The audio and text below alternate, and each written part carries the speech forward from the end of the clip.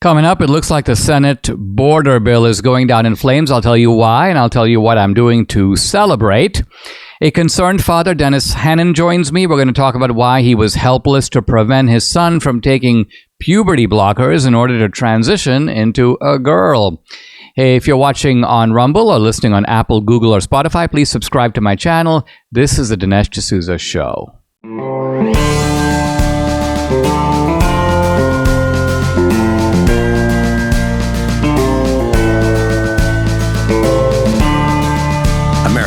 Needs this voice.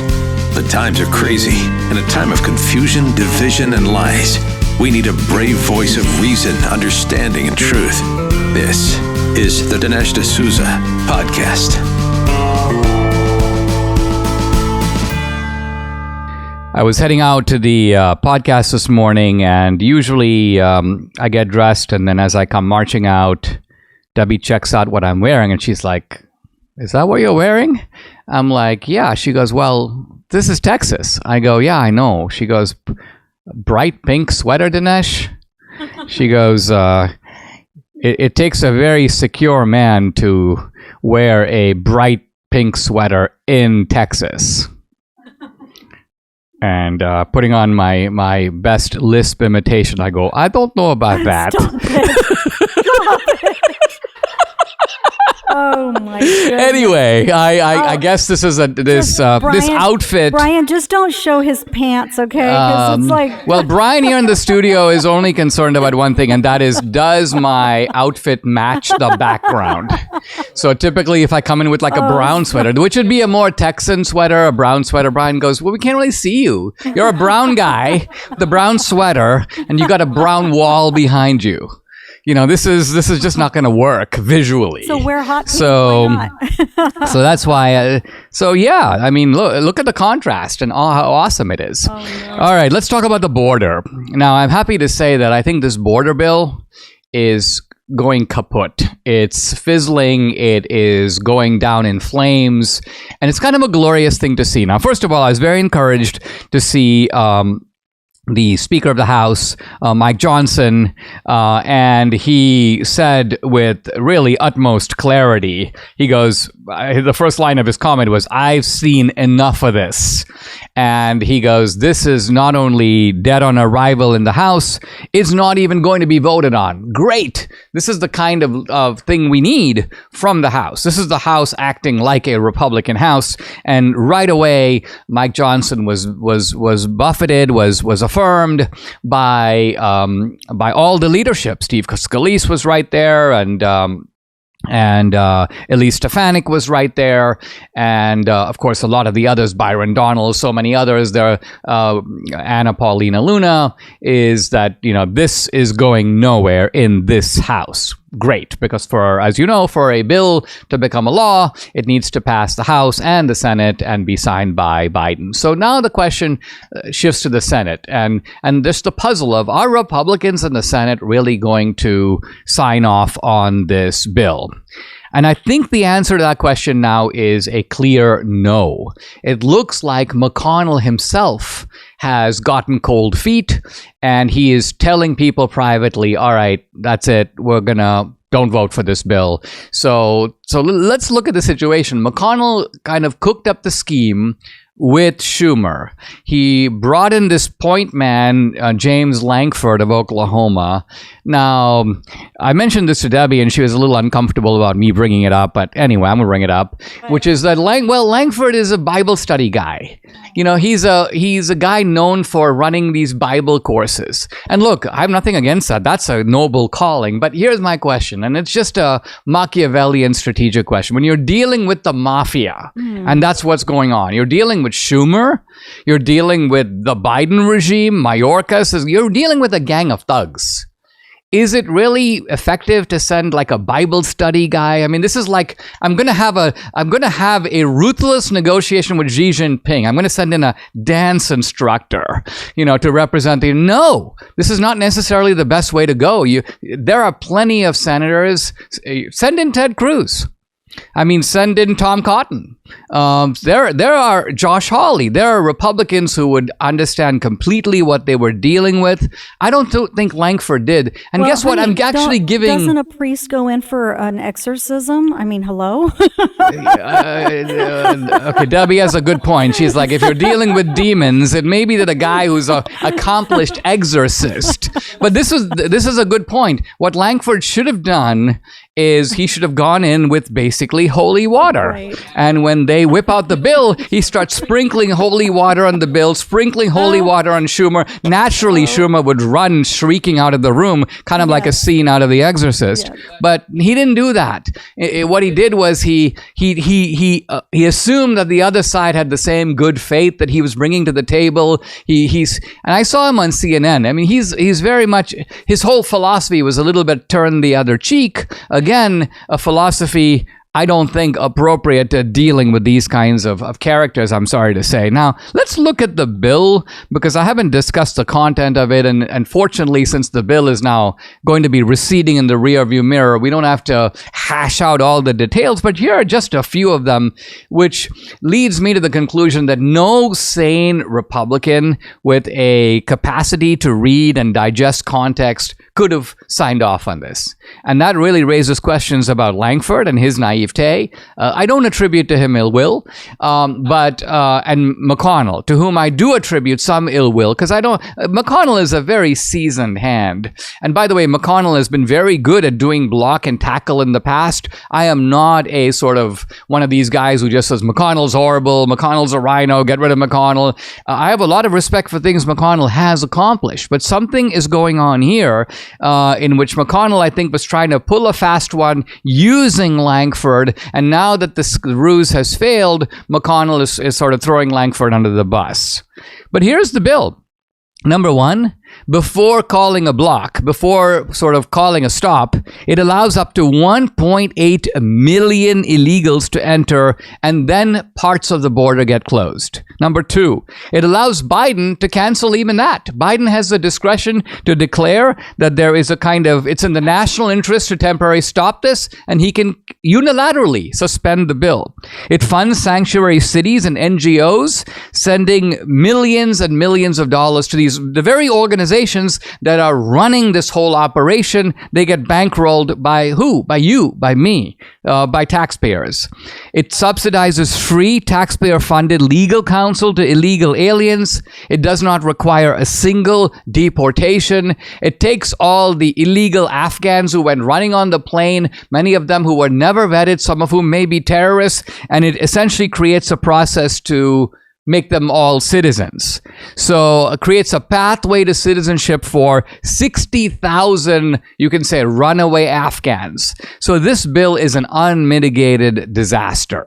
Lankford keeps saying, read the bill, read the bill. I've gone through the bill. I've looked at all the key provisions of the bill. It's a horrible bill. And I think no Republican, no one who takes our laws seriously. And think of what it means to take our laws seriously. The people who should be here. The people who should not be here should not be here. And the people who should not be here, who are here, should be sent back. Mm-hmm. So that is the necessary template. I'm picking this up, by the way, from Mark Krikorian in a post that he did this morning. The necessary template for any rational immigration policy. And if we depart from that, which this bill clearly does, it deserves to be sent into oblivion.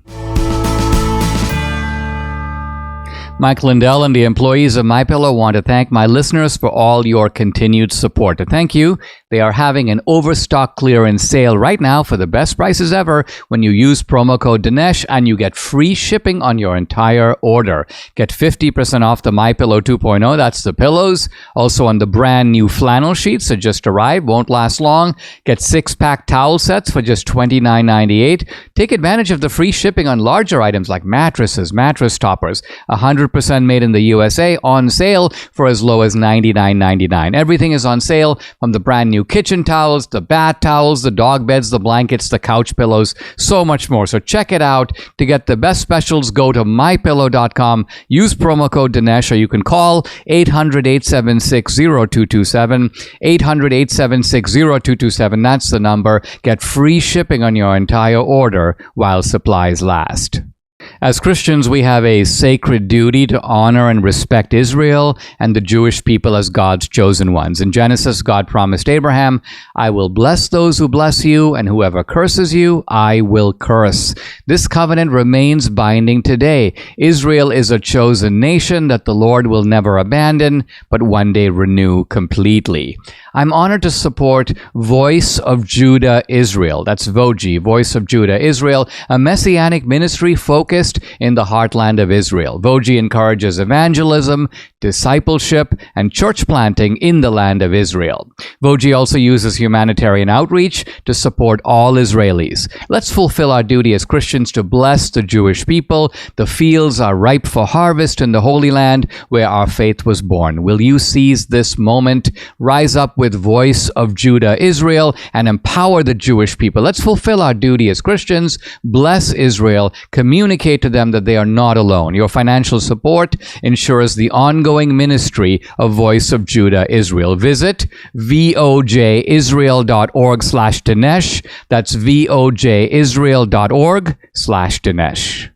You know, the topics of woke ideology, the trans issue, to some degree the race issue.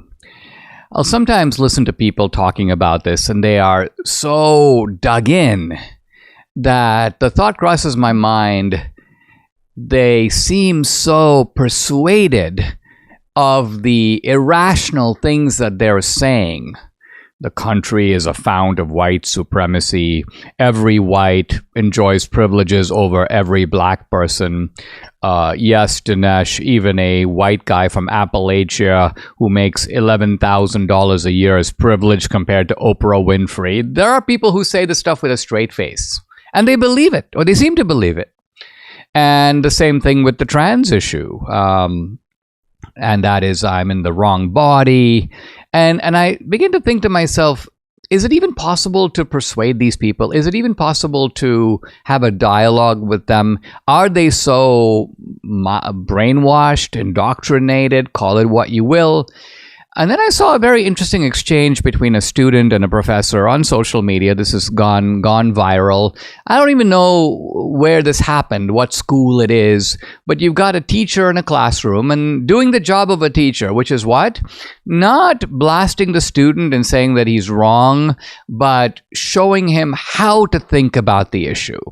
And the nub of it is that the student begins by saying, given that J.K. Rowling, this is the author of the Harry Potter stories, is a known homophobe, and then on the student is to the races with that, and the professor or the teacher just stops him right there and says, all right, look, let's do a little bit of an exercise, because you're starting with the premise. What is your premise? You use the word given. That means that it's established, it's known, and a known homophobe. This is, you're starting with that. And so he says, give me an example of how you arrived at the conclusion that J.K. Rowling is a homophobe or a transphobe. And the student goes, well, I'm not necessarily saying that I think that she's a transphobe, but there are many others who have said that. And the professor and the teacher stops him and says, well, listen, we're trying to learn critical thinking here. We're trying to learn how to use evidence. So we're not going to appeal to what other people think. I'm asking you what you think, because you said not that given that there's an opinion out there, given that there are rumors, but rather you said given that she is, meaning you believe her to be a transphobe. What has she said that is transphobic? And then the student is kind of flustered, but quickly fumbles through the J.K. Rowling feed and says, well, here we go. J.K. Rowling says something to the effect of, listen, I don't have anything against the trans people. Anybody who wants to be a trans can live their life. But I also have the right to live my life. And all my life, I've thought of myself as a woman, and my experience as a woman. and I refuse to be bullied by someone telling me that my experience is somehow invalidated because of some trans ideology out there. And the teacher then turns around and goes, all right, well, identify what in that statement is transphobic. And now comes that moment of truth where the student is fumbling. And the student says, well, I don't really know. I assume. And pretty soon the student is like, well, I don't really perhaps think it's transphobic at all. And then the professor affirms, isn't the statement merely saying that if a trans person has a right to their truth, that's the way that they want to be, that's the way that they want to live, but it's a whole different matter to demand of you that you alter your perception, including your perception of them, because if they have the right to perceive you as they wish, you have the right to perceive them as you wish. If they have the right to interpret your reaction, you're a transphobe, you're this, you're that, you have the right to interpret their behavior. You're not really a girl. You're suffering from, a confused identity. There's something wrong with your mind. I have the same right to these opinions as trans people have to their opinions. And then the student says at the end, I feel like such an idiot because I actually agree with that. So this is a case where, again, it's in a way a reflection of indoctrination, because the student's real view was always the same as J.K. Rowling's view. But the student had been browbeaten, perhaps in order to be cool, perhaps by other teachers who had just insisted on this dogmatic premise, and the student was not employing the tools of critical thinking. So what I get out of this little episode is that it is possible. It takes work, and it obviously takes some skill. This professor was very skilled in not saying to the student, you're wrong, you're mistaken, because in that case, the professor would be doing the same thing as the professors who indoctrinated the student in the first place. So the professor says, let's examine why you are saying what you are. And let's see if those premises really hold up. So I think this was a kind of a master class, if you will, in ideological deprogramming. And so it gives me some, I wouldn't say optimism, but perhaps hope that we can rescue some of these lost souls.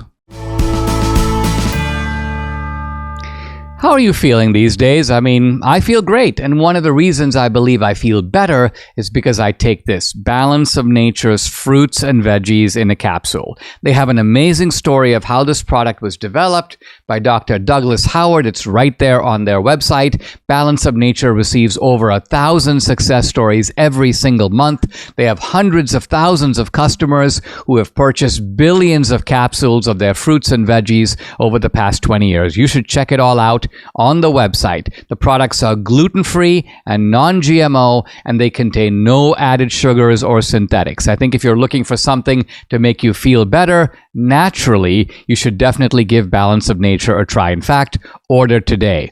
When you order online or call them direct, you got to use promo code America. You'll get a special offer, 35% off. Here's the number to call, 800-246-8751. Once again, it's 800-246-8751. Use discount code America, or you can go online at balanceofnature.com. When you use the discount code America, you'll get 35% off. There's nothing worse than hearing about people living in pain. Why would you do that? That's why I want to tell you about Keith from Washington and his Relief Factor story. After years of activity, from college football to running a martial arts studio, at age 51, Keith's body felt like it was wearing out. So he gave Relief Factor a try. Keith says he now has, quote, little to no pain in my knees and highly reduced neck pain. He's feeling so much better, he pursued a second-degree black belt. That's quite a story. And on a personal note, that Relief Factor has worked for me and Debbie, our family, our friends, Mike here in the studio. So if you're living with aches and pains, see how Relief Factor, a daily drug-free supplement, could help you feel and live better every day. To get started, try the Relief Factor 3-week Quick Start Kit. It's only $19.95 and comes with a feel better or your money back guarantee. So what do you have to lose? Visit relieffactor.com or call 800-4-RELIEF. The number again, 800-4-RELIEF, or go to relieffactor.com. You'll feel the difference. One of the most remarkable and, I would say, puzzling phenomena of our day is the issue of children who decide at some point, or at least claim to know, that they are in the wrong body. That I was born a boy, I was called a boy, and I decide I'm actually a girl. I'm a girl in a boy's body. Now, I'm assuming that some of this has occurred for a long time, but what is striking is how pervasive it seems to be today, and the complex issues it generates with regard to parental rights, with regard to indoctrination in schools, and so many other issues. I'm delighted to welcome to the podcast Dennis Hannon. He is a software engineer, he's a former banking vice president, but most importantly for our purposes, he's a dad.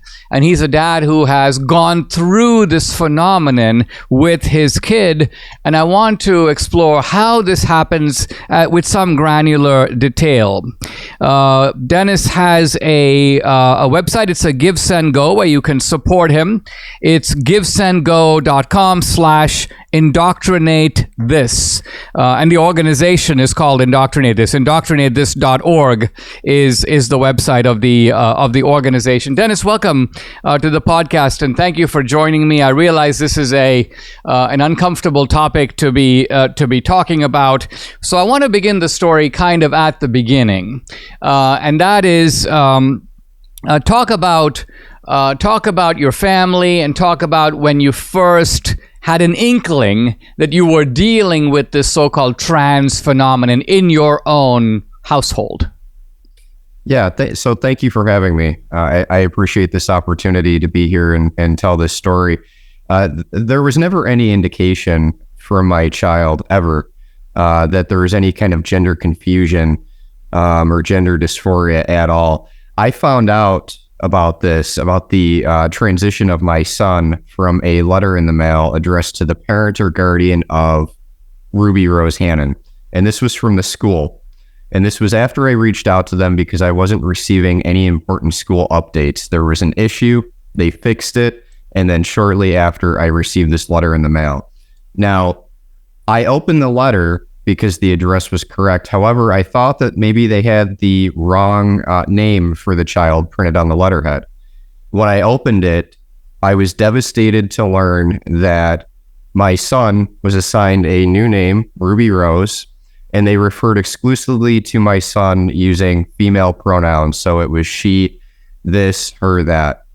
And that was really the that was the starting point. Now, you and your wife were separated, I believe, in the year 2015, correct? Correct. And so your son was living with his mom when all of this happened.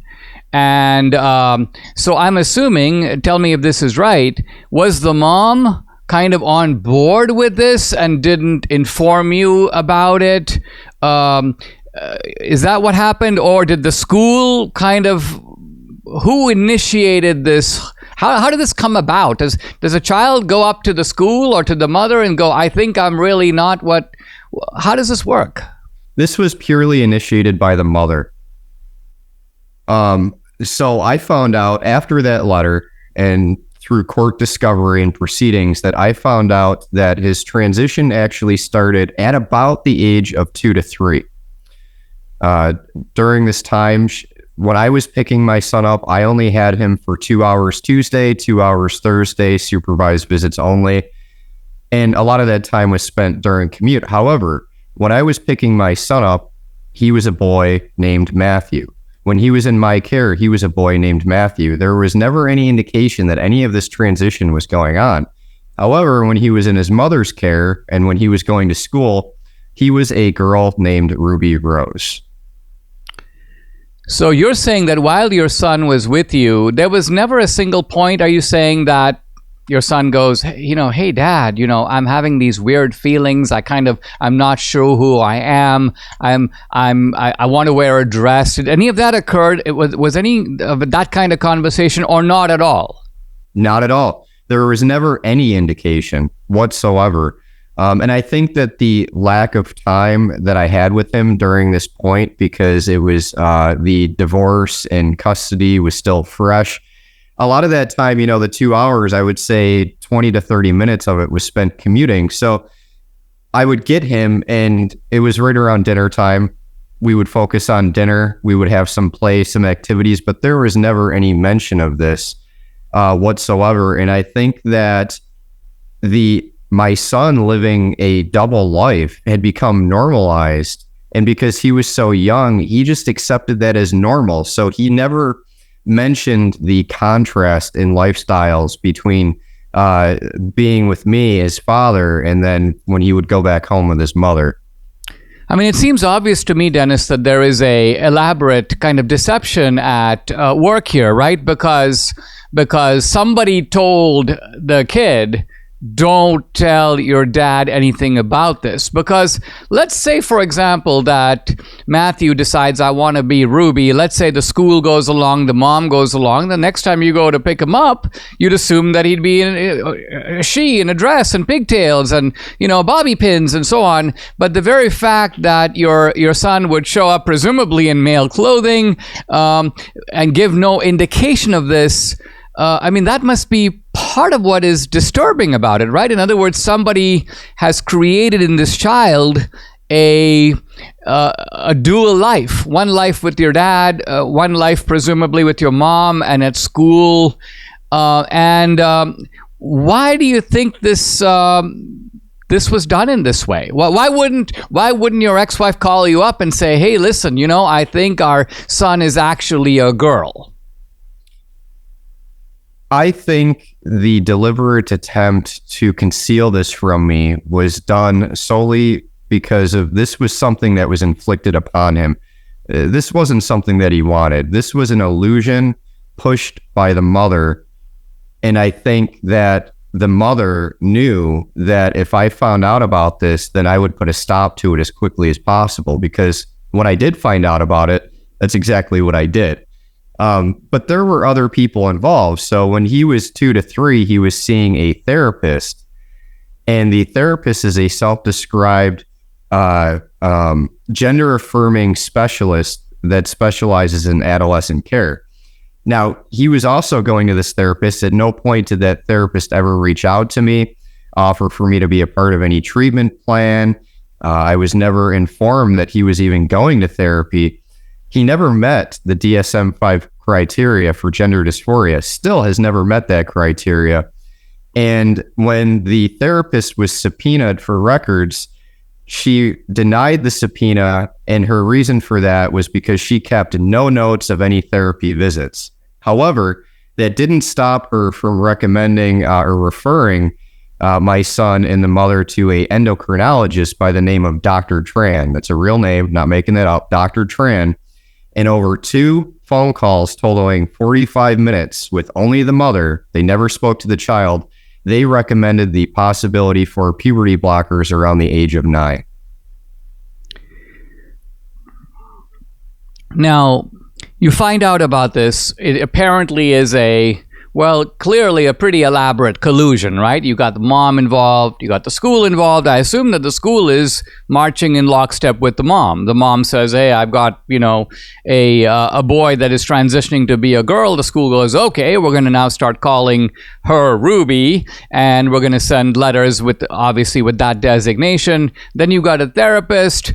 I'm assuming that you're aware that there is now a sort of an industry similar to the plastic surgery industry that makes a lot of money off of these treatments, because it's not that easy to make this biological transition. It's pretty expensive.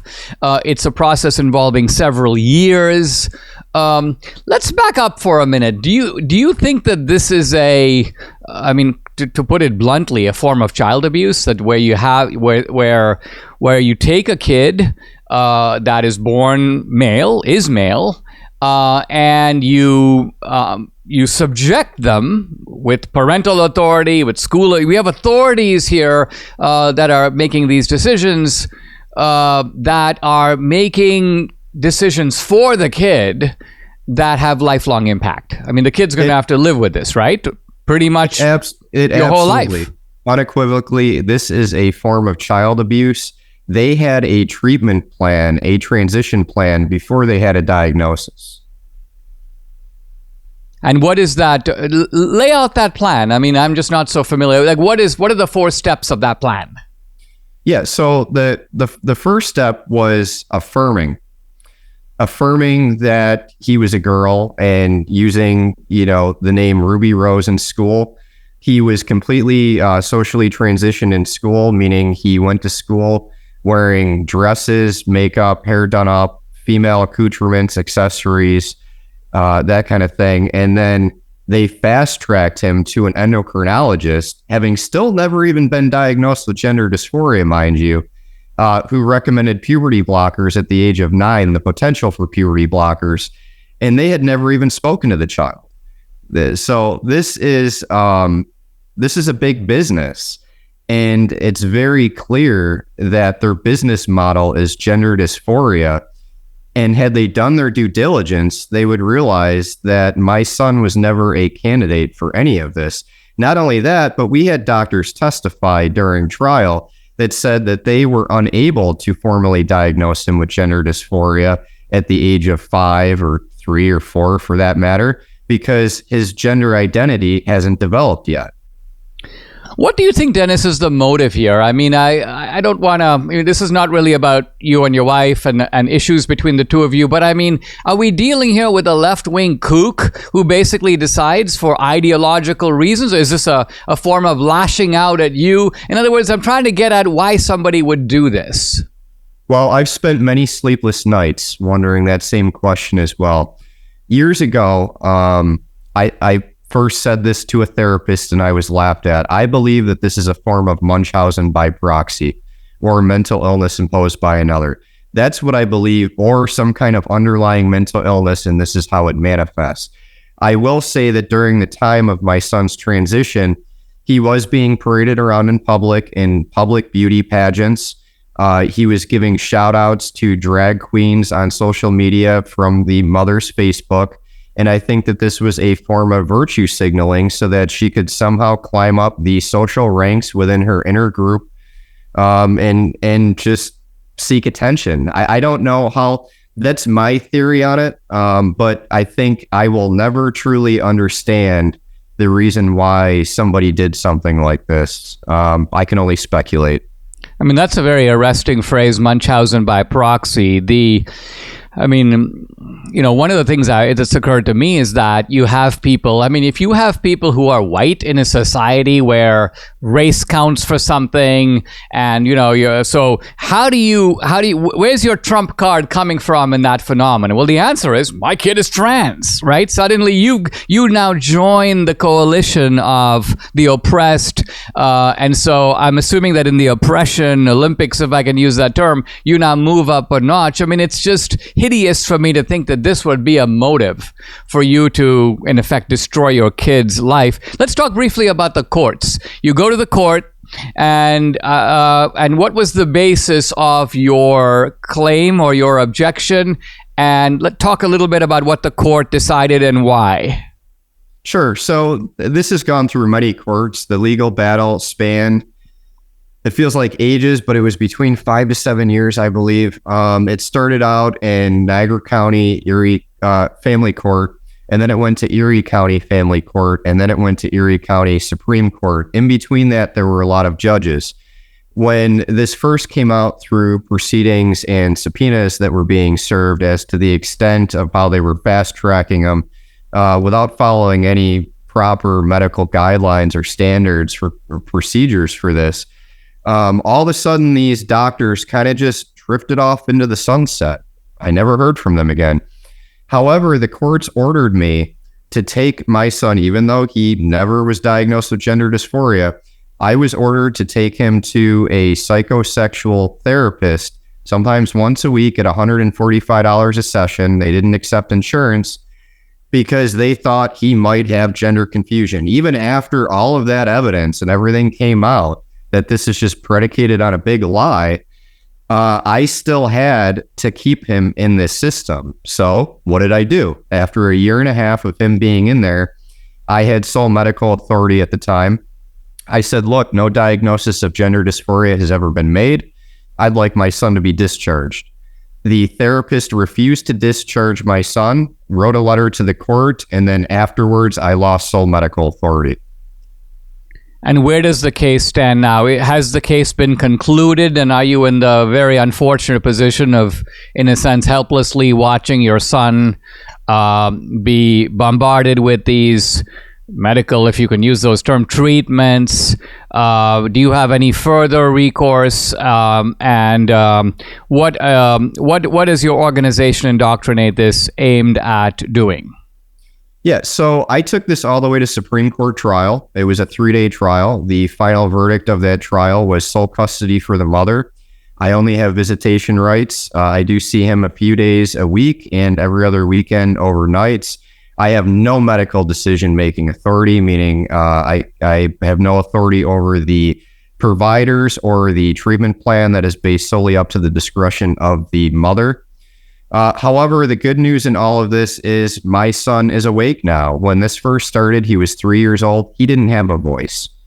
As he got older, now he realizes what happened to him. And he's reminded, nobody ever considered the psychological impact of transitioning a child ages 3 to 5.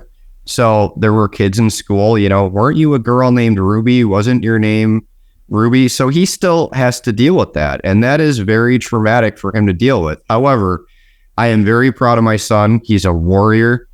At one point, I was court ordered not to discuss his gender identity with him, but we have open, honest dialogue. He still shows no signs of wanting or having any desire to be a female, and he lives a very normal life. So, Dinesh, although I may have lost on paper, I won where it's most important, because I truly believe I saved my son's life with the path that he was going down. So I started Indoctrinate This to help other parents in similar situations. If I have to be the first boot to drop for more parents to come forward and for us to put an end to this gender affirming care for minors, so be it. But I feel like by telling this story and raising awareness, true change starts with exposure. And that's why I'm here. I want reform from this. I want people to learn from this experience so that this doesn't happen to another child or parent again, so this wasn't in vain. Well, I really appreciate you sharing your story. This is Dennis Hannon. I've been talking to the organization indoctrinatethis.org. That's the website. And if you would like to support, givesendgo.com/indoctrinatethis. Dennis Hannon, thank you very much for joining me. Thank you, sir, for letting me tell my story on your platform. God bless.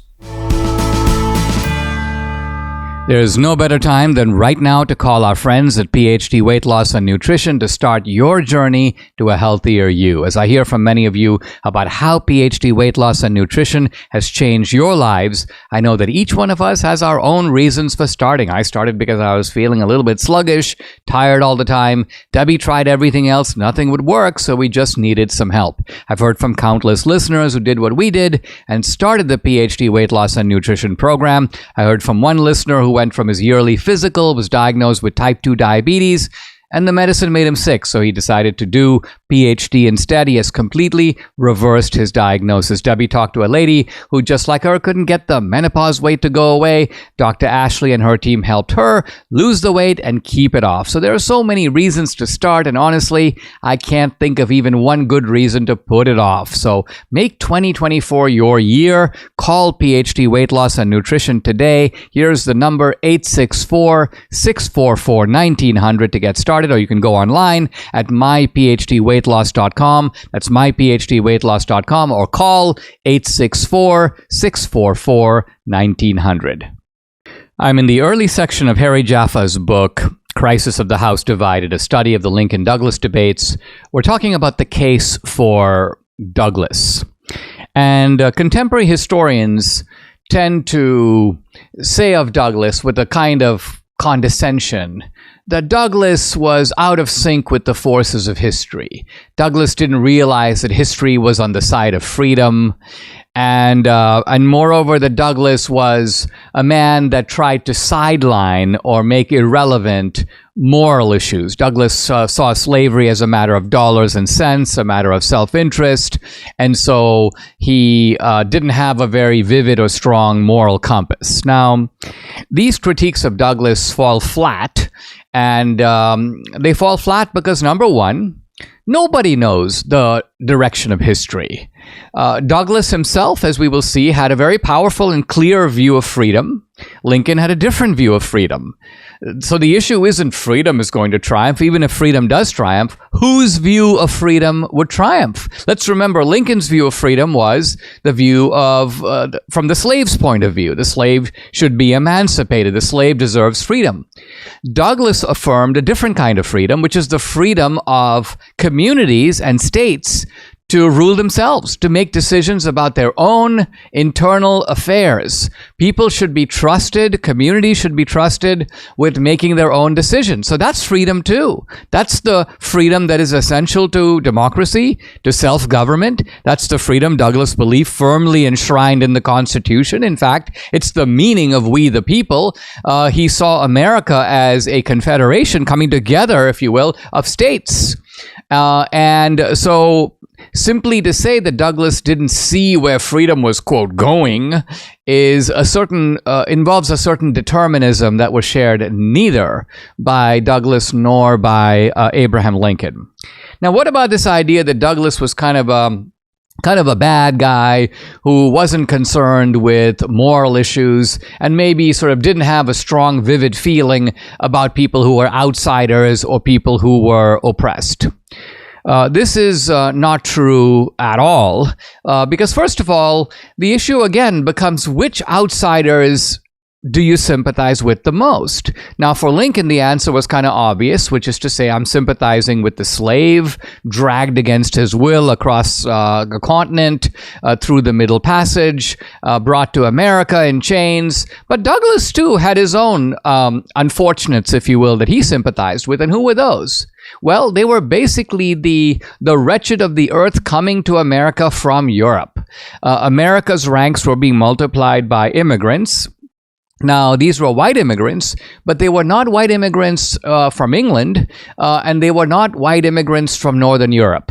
There were a lot of Eastern Europeans, there were Irish, there were Poles. Remember, these people were Catholics coming to a Protestant country, and there were powerful movements in America that looked down on these immigrants and sought to keep them out. There were movements like the Know Nothings, and the so-called Native Americans. Now, we don't mean Native Americans meaning American Indians, but Native Americans, people who saw themselves as America-born, who saw outsiders, people trying to become Americans, as the problem. People who would degrade the country, people who would bring it down, people who would take away your jobs. And Douglass sympathized with these new immigrants. And Douglass openly attacked the Know-Nothings, and he openly attacked these so-called Native Americans. Interestingly, Lincoln did not. Lincoln opposed the Know-Nothings, but only in private. In public, Lincoln was almost zipped about it. And why? Because the Know-Nothings were potential voters in the Republican Party. The Know-Nothings were actually, they were part of the Northern Coalition that Lincoln was trying to put together in his election in 1860 for the presidency. So one might say that when it came to defending immigrants, let's remember, these are legal immigrants. We're not talking about today's issue of people crossing the border unlawfully. We're talking about the fact that America was letting in a lot of people from Europe.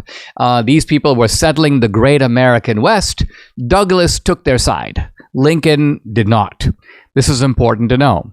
Further, when people say that Douglass didn't care about slavery, and Douglass was famous for saying that he, quote, didn't care whether slavery was voted up and down, Douglass did not mean by that I personally don't care about slavery. This is what Douglass really meant.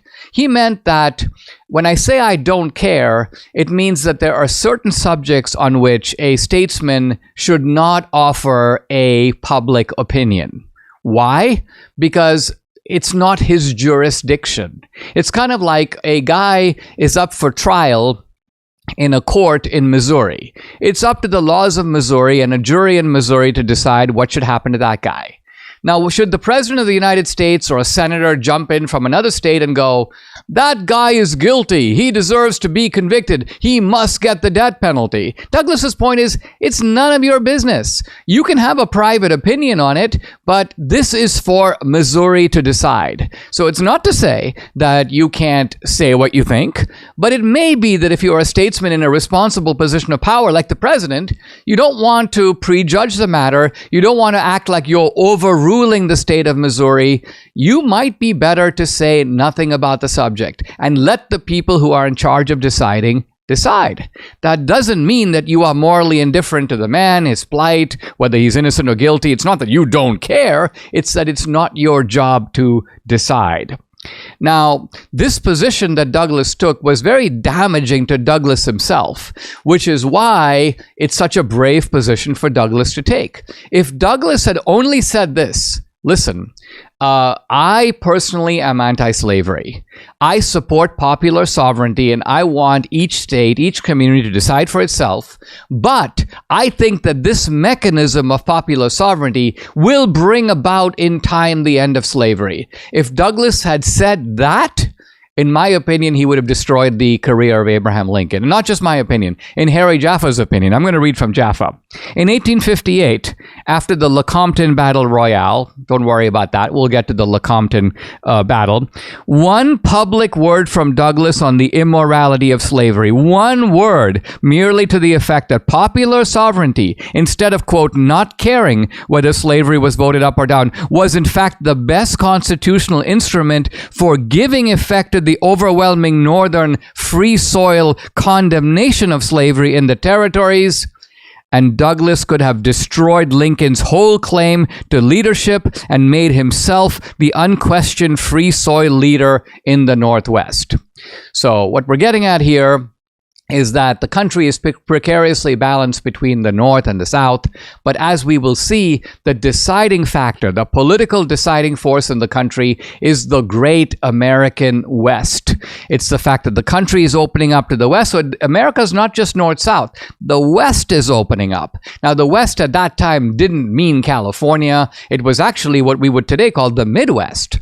But the West was the place where ultimately the 1860 election would be decided. The West was the place where the slavery question would be decided. And Douglas, who had a chance to win over the West simply by saying, I'm against slavery and my solution, popular sovereignty, will bring about the end of slavery, Douglas refused to do it. He refused to do it because he believed on principle, it is not my job to take sides in a matter that is decided by the states alone. And so in doing this, Douglas created a vulnerability. He set himself up for Abraham Lincoln to step in and essentially say that Douglas's position was a disguised form of defending slavery. But looked at from Douglas's point of view, nothing could be further from the truth.